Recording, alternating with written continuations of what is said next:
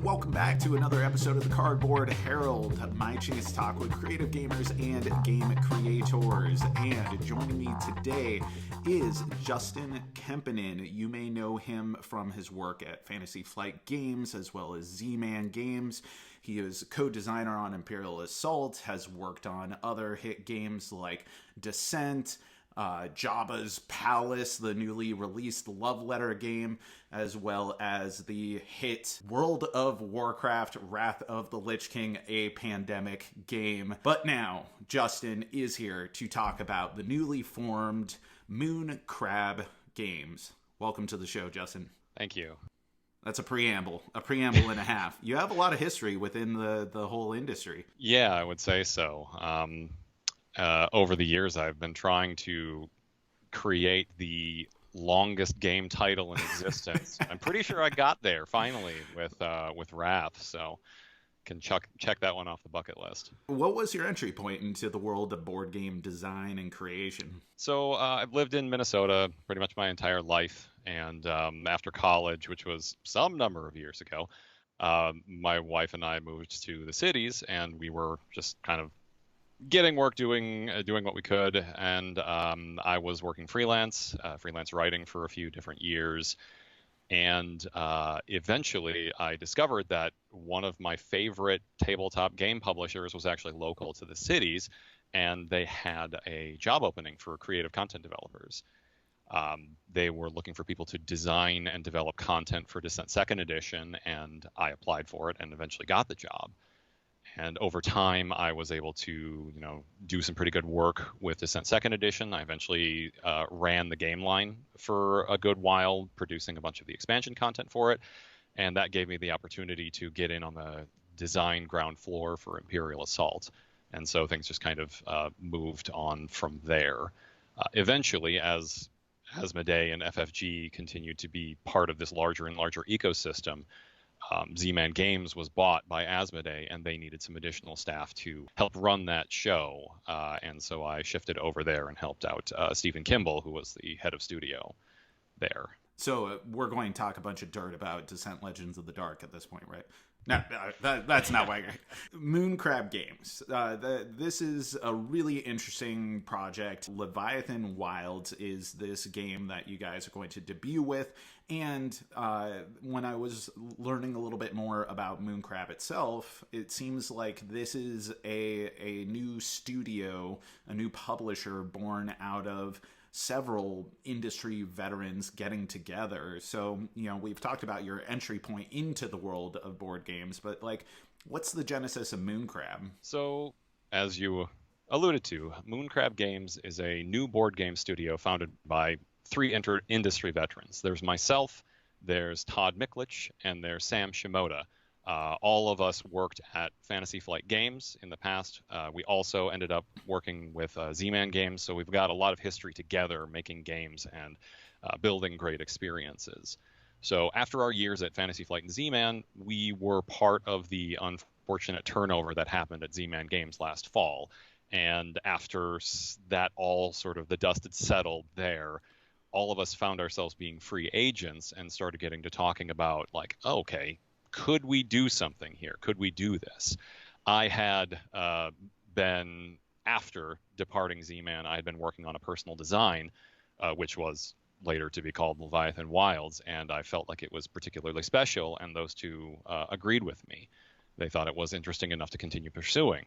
So we kept iterating on it. We kept working on it. We found playtesters to tell us what was bad about it. We told ourselves what was bad about it. It's important to be able to listen to the playtesters.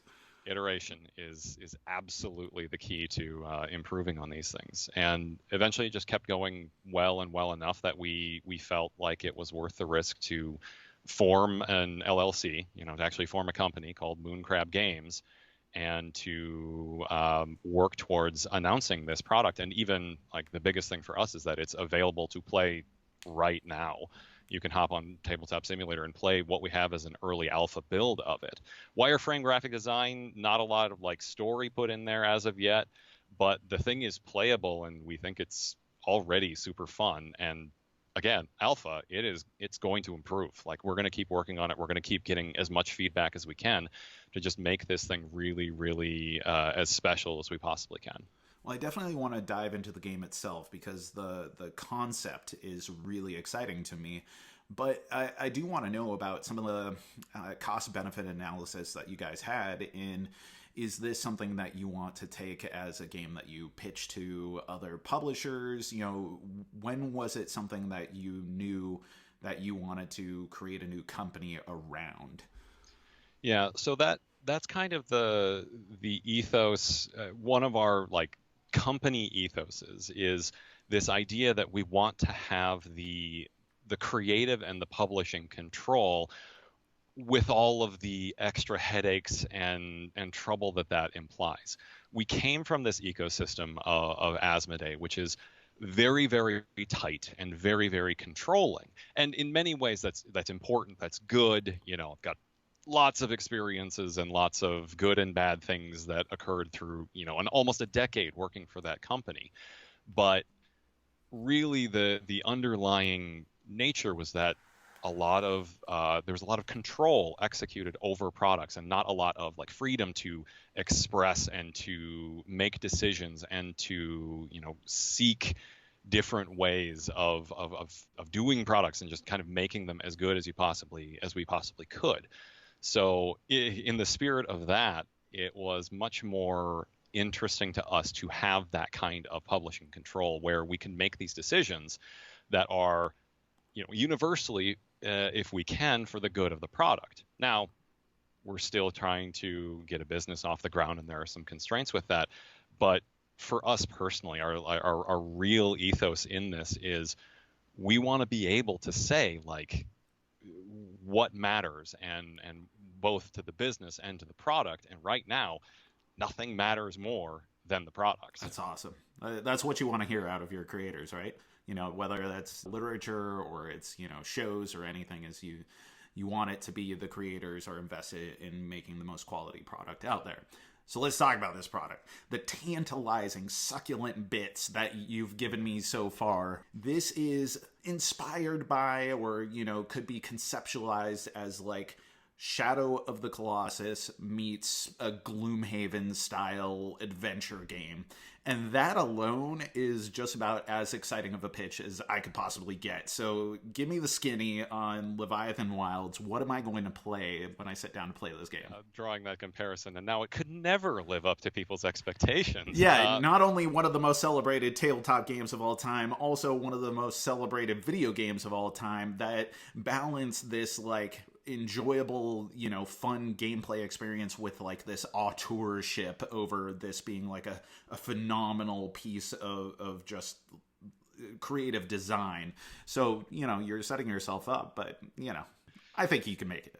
Well, the baseline is that Leviathan Wilds is a cooperative game about climbing massive creatures. You play as a crew of expert climbers who are tasked with exploring the wilds and healing these ancient, frenzied leviathans that tore the world apart generations ago. Mm-hmm.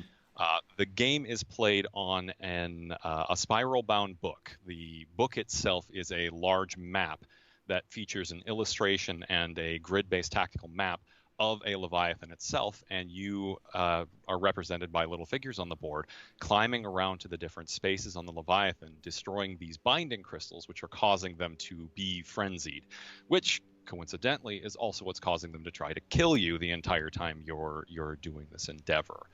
And so you can see kind of the DNA, or at least a similar design prompt from Shadow of the Colossus in particular in there. And I mean, you can also see some of the DNA of other games like Descent and Imperial Assault. I love my grid-based tactical games. What can I say?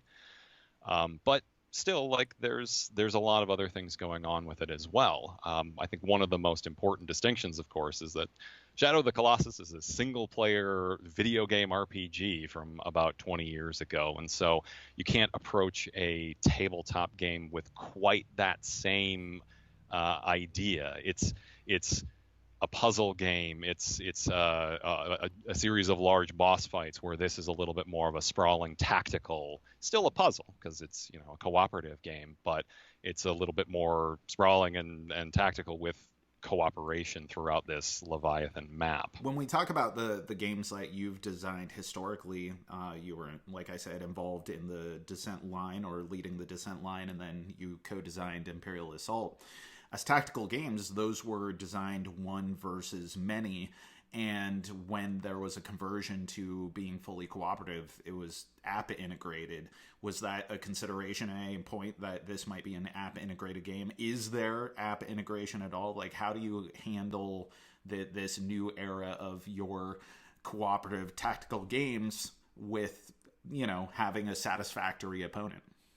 Yeah, I worked on the Road to Legend app for Descent Second Edition, so converting that into AI driven was definitely a big challenge, especially with the just enormous number of pieces of content that was available for that. But to potentially put plenty of people's fears at rest, this game is not app integrated whatsoever. What you get in the box will be fully playable forever. I have nothing against app integrated games. I worked on them for years. I led teams that worked on them. They give a lot of opportunity to do things you can't always do in analog. But this is not that. This is specifically trying to be AI driven in a way that allows the players to express themselves and to be empowered with their capabilities in a way that's a lot more challenging, I would say. Not necessarily with app integration, but more specifically with one versus many.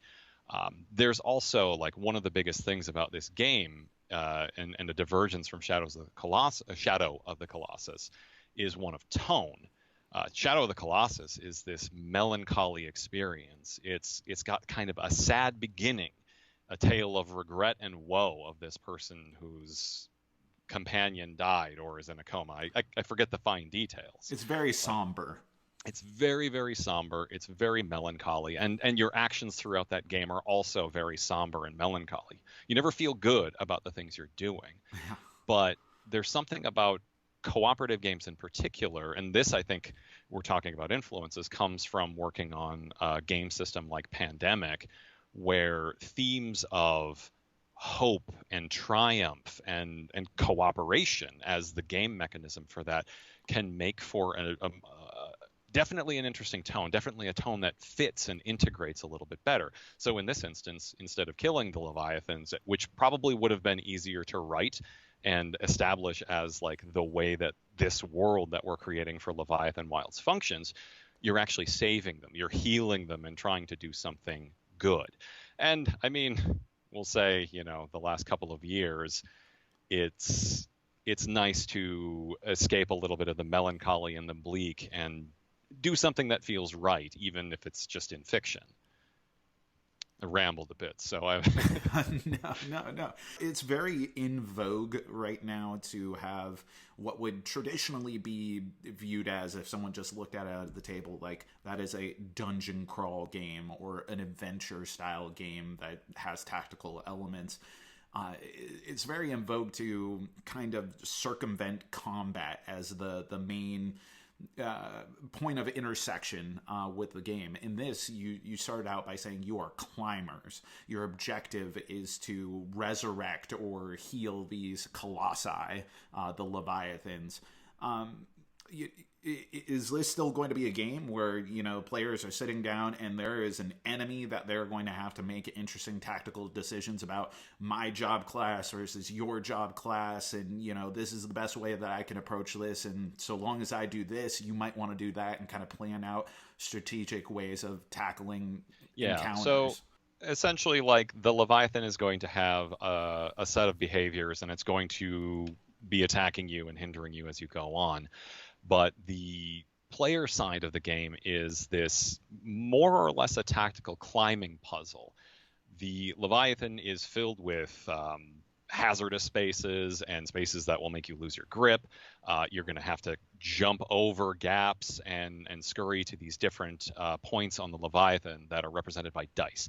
They're these big binding crystals, which are causing them to have gone insane.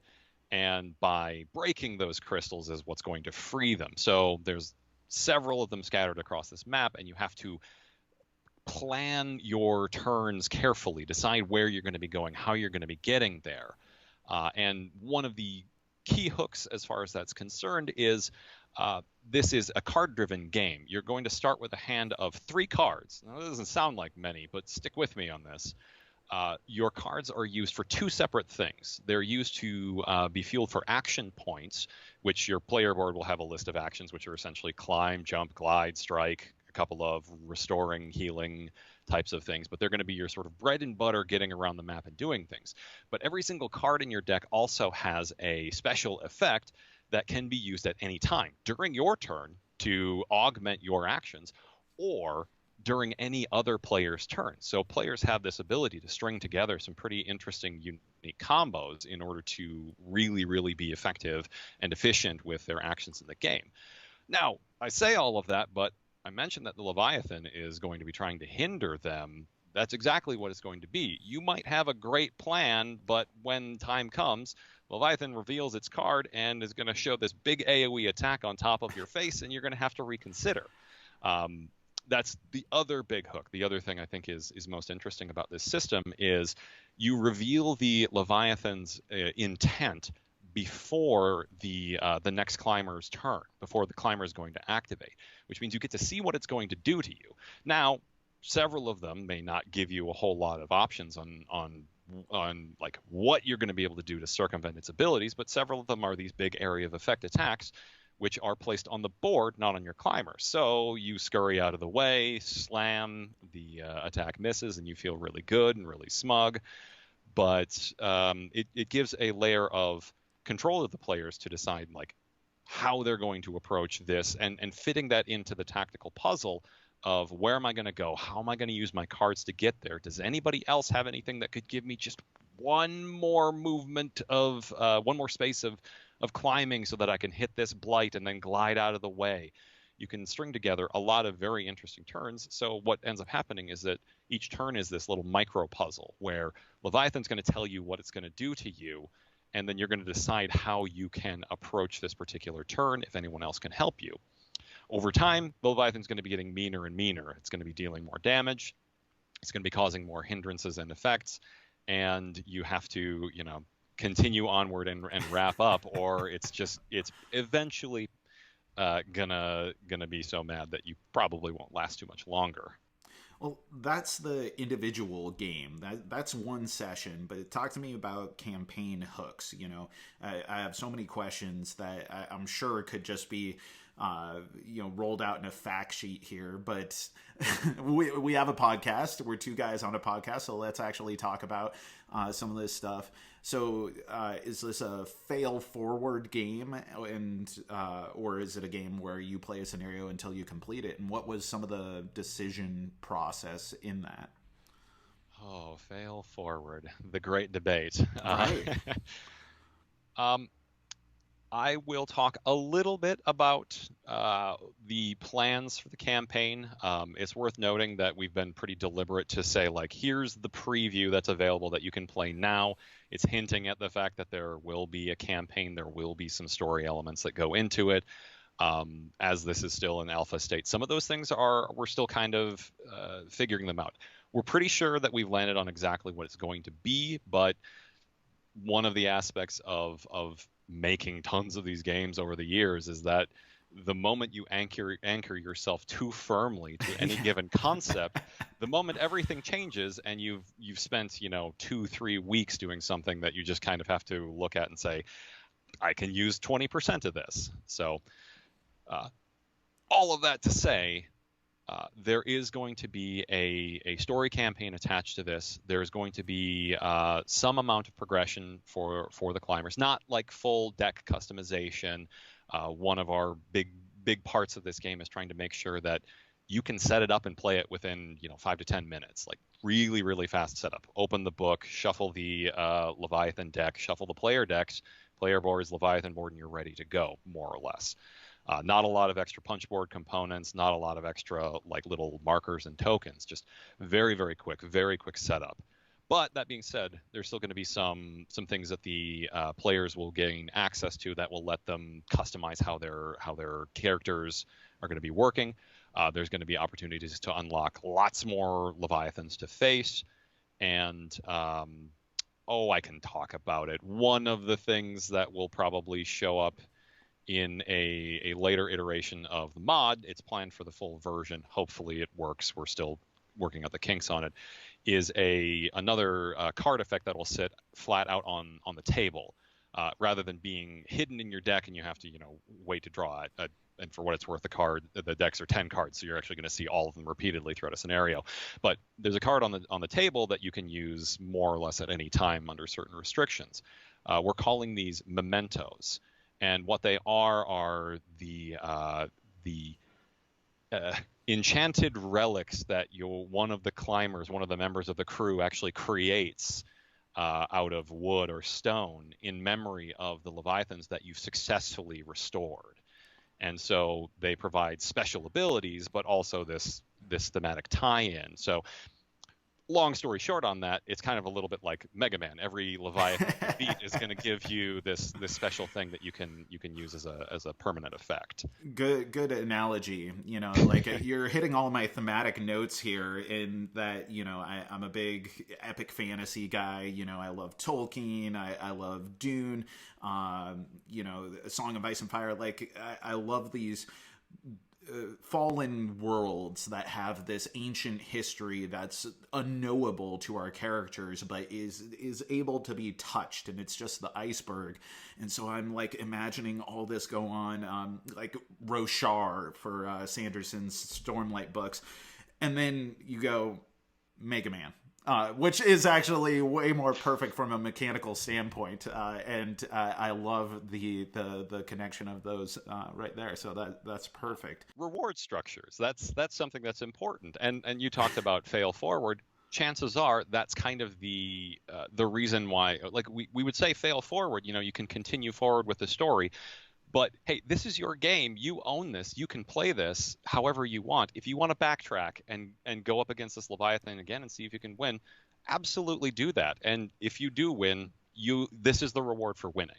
So trying to have our cake and eat it too. And with the game length being what it is, it's average probably 45 minutes to 60 minutes per session. It's not so bad to backtrack and see if you can do better the next time. Justin, I am a completionist. I am the type of person who, I'm playing Resident Evil 8 right now, and I cannot leave a room if it's red. I need it to turn blue. So there's no way that myself or my group are going to be able to move on knowing that there's a potential reward that we could replay to get. That's really exciting. But in the interest of time, I want to talk about like some of the actual creative process here, and you have so much experience in the industry, as we were talking about earlier. Most of your professional game design history has been involved with established lines like Descent, Love Letter, Pandemic, those types of things, as well as existing IPs using World of Warcraft, Star Wars, that kind of stuff. What was the feeling of transition into moving into a game that is whole hog something new as far as the game design, and having to do that as a brand new IP? I'm sure it was exhilarating, but also were there challenges involved in that? Storytelling is just one of my favorite things in life. There's no other way to say that. And I have been trying to professionally tell stories for what feels like a couple of decades now. And so being able to start from the ground up, from scratch, and to build a world and build a story has been just absolutely thrilling. I have loved every minute of it. But in particular, the nature of tabletop gaming and I'm probably going to talk about this a million times if I ever get the chance to, is very, very different from the type of world building and storytelling that you can afford through almost any other medium: film, television, video games, and books. You have such a narrow window with which to capture not just one person's attention, but an entire group of people, some of whom are looking at their cell phones, or they're hungry, or they just wandered off to the bathroom. Like there's so few ways of making sure that you capture the attention of those people. So my personal ethos and what we're also trying to do as a studio is making sure to express as much of those aspects of world building through play. We're trying to make sure that what you can see on the board is totally, like, all the details you can see are related to the world building and theme. The card names, like the titles of cards themselves, are giving an evocative peek at the world and these characters that you're embodying. And the flavor text, there will be flavor text, is not so lengthy that people start to tune out, because of course if people don't pay attention, then I can't tell my amazing magnum opus of a story anyway. So it's self-defeating at that point. The process has been grueling. I've probably spent at least 40 to 50 hours writing the opening blurb, this one tiny paragraph, to try to encapsulate as much of this very, very complex world as I possibly can, because I want you to read these things and I want you to have an idea, but I also want you to be curious. I want you to know more about this destroyed human civilization. Who are these climbers and where did they come from? What happened with the Leviathans? Why are they sick? What drove them crazy? And I want you to wonder that, and I want to just so greedily dole out those pieces of information slowly over time, just to keep that curiosity, but also keep that interest. Because I feel like the moment I hit you with 3 pages of prose, some people are going to check out and not necessarily remember as much. So it's all about really, really trying to leverage the tools of tabletop gaming and of play in order to tell these stories in a really effective way. You mentioned flavor text, and immediately when I think of flavor text, of course I think of Magic the Gathering. I have old Magic art behind me, and like there was something evocative is the perfect word for it. Like there was something about getting a quote, or maybe even just like a stanza of a poem, or just a line or something that's attributed to someone. But the in the early days of Magic, at least, those weren't characters that you had artwork for. You couldn't just point to, oh yeah, this is who Urza is. Who's Urza? What's Dominaria? What are all these different things? And the sort of fantasy archaeology of being able to like uncover those things made the flavor text itself, I think, not just richer, but also more meaningful. It was a way of like connecting with the game and feeling like you were able to unearth more through these somewhat cryptic epigraphs at the bottom of every card. I mean, sometimes it's a chub toad and it, you just get a cool little poem, but so that kind of stuff is really exciting, and it seems like it's something that's right up your alley, especially with your aspirations early on to be a storyteller. What about the visual design for this world? Clearly, this is a baby for you, and this is something that you really wanted to nail tonally, and how you were going to deliver this. Like, when you were just going from basic story outline and nuts and bolts game design to starting to create a visual identity, what was your process? So originally, when designing, I was thinking a lot about tone, and I think initially it was, okay, we're gonna go for that we're going to go for that bleak tone, because in spite of the fact that we eventually moved away from it, I do kind of love that. Like Yeah, some of yeah, my of course. favorite things, like I love Hollow Knight, I love Dark Souls, I love those types of bleak tone and appearance. But of course, as we move towards something that was a little bit more adding a bit more hope and triumph to the nature of the game, the visual style that we had envisioned wasn't necessarily going to fit. I was imagining, kind of dark colors and rough, uneven brush strokes, kind of like a Hollow Knight. I think was sort of my original thought behind it. It's perfect. It's one of my favorite games of the last several years. Silk Song When. So like even if Right. that's not in the finished product, like if that's some of the basis of inspiration there, right up my alley. Silk Song can arrive after I finish Elden Ring, which will probably be sometime in 2025. So, Yeah. uh, no, sorry. To backtrack, this is where it's really important to surround yourself with clever, intelligent, and very skilled creative professionals. Sam Shimoda is our creative director, and he was a longtime artist and graphic designer at Fantasy Flight Games and Z-Man Games. And he brings with him a personal style, but a breadth of knowledge about how to do different styles, not just, for plain artistry, but also for specifically tabletop gaming. And what he brought to the table was a lot of color. And that's one of the things that I think is most interesting about the way this looks and how that helps to feed into the tone of the game, is that there's just a lot of color. It's not dark, it's not bleak. It's very colorful, and the characters look very evocative, and the Leviathans themselves also have a lot going on with them that just make them look interesting. Some of them are animal based. The tutorial, or tutorial as I like to call it, is this massive turtle that's covered in these big crystals. The Sentinel is this really tall Leviathan that's almost melting and like oozing into the ground a little bit.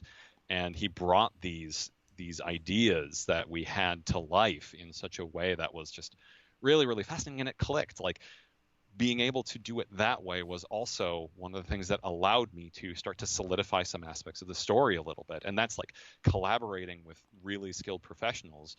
You let them bring their ideas to the table. You tell them, hey, these three things don't work, the rest of this does.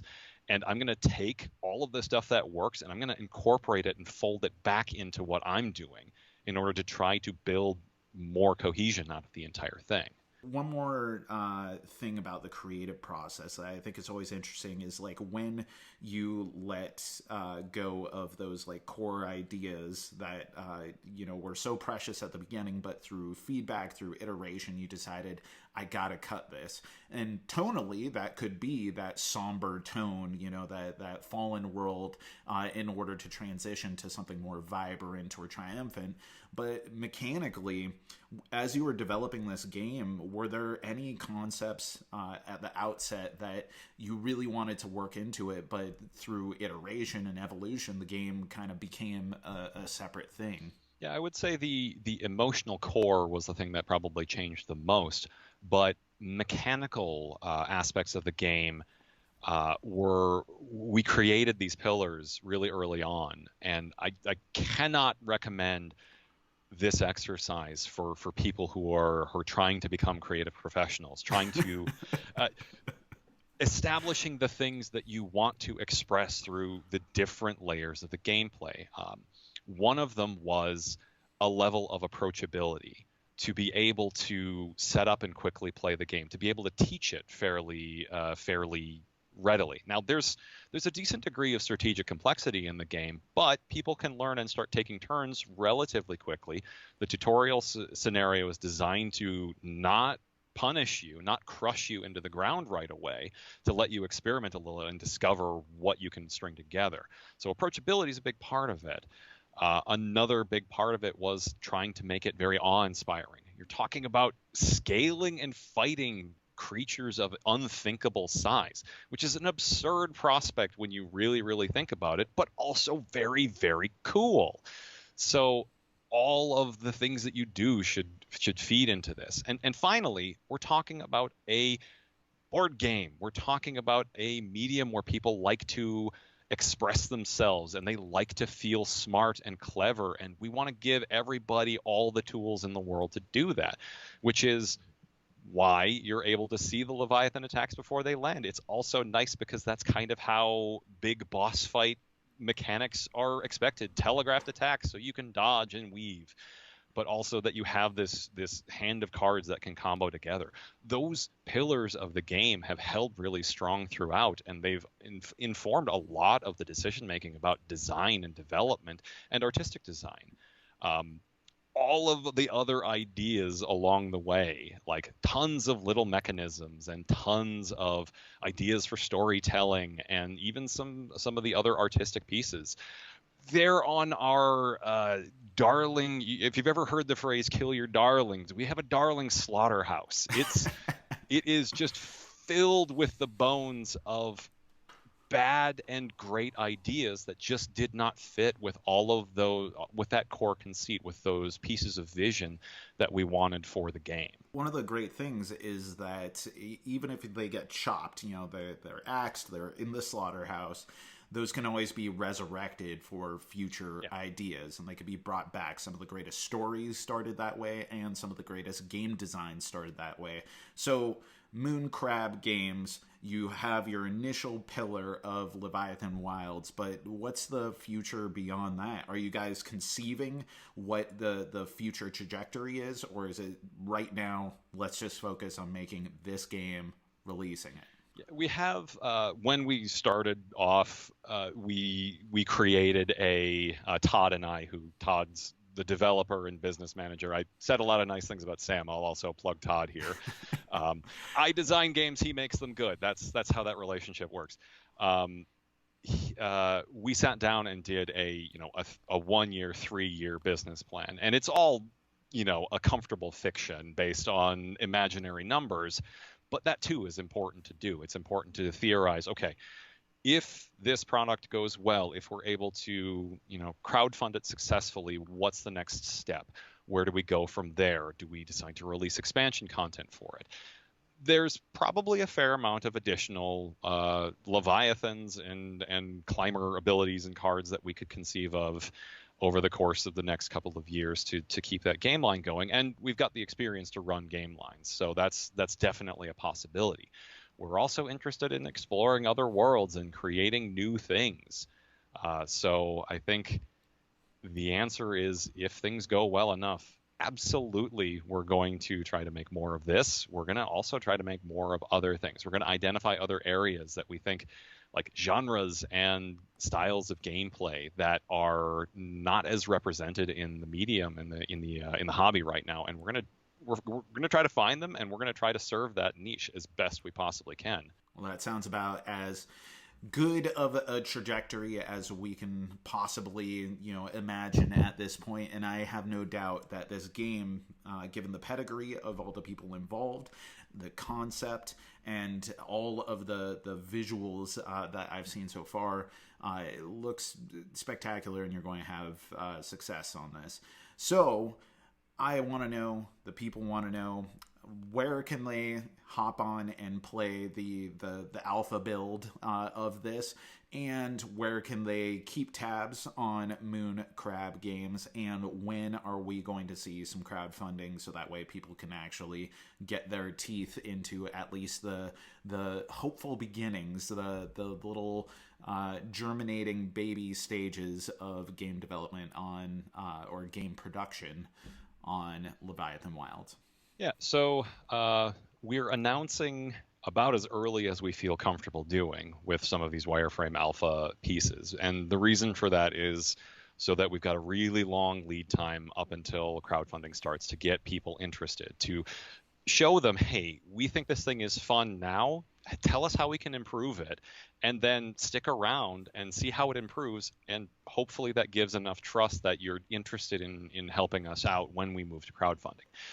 Basic theory is maybe towards the end of the year, maybe as early as the summer, but it's really, really going to depend on how much interest and support we get going forward, because you want to launch strong. That's everything I've ever researched about any kind of crowdfunding, is that like that strong launch can really propel you to some really like impressive successes. It can allow you to do so many cool things with a product that being underfunded just won't. So we're really looking to build that crowd. On that note, the best way that we can do that is for anybody to visit leviathanwilds.com. Got a bunch of information there about how you can support us. You can interact with us. We have a Discord channel set up for people to come in and play the game. We've got channels for people to sit and play. You can ask us questions, like if you're confused about rules interactions or something, we'll be there. We'll be answering questions probably more often than we should. But, we want to help. We want people to have a good experience with the game too. So join us there. The Discord link is on the website. Other social media links are on the website as well. A sign up for the newsletter, which will be the point at which you'll know when the campaign goes live, and I believe a bonus for backers if you're on our newsletter when that finally rolls around. That's also going to be a really good way for us to gauge how much interest there is in the game. If we've got a really robust number of newsletter subscribers, that's going to tell us, hey, it might be close to go time.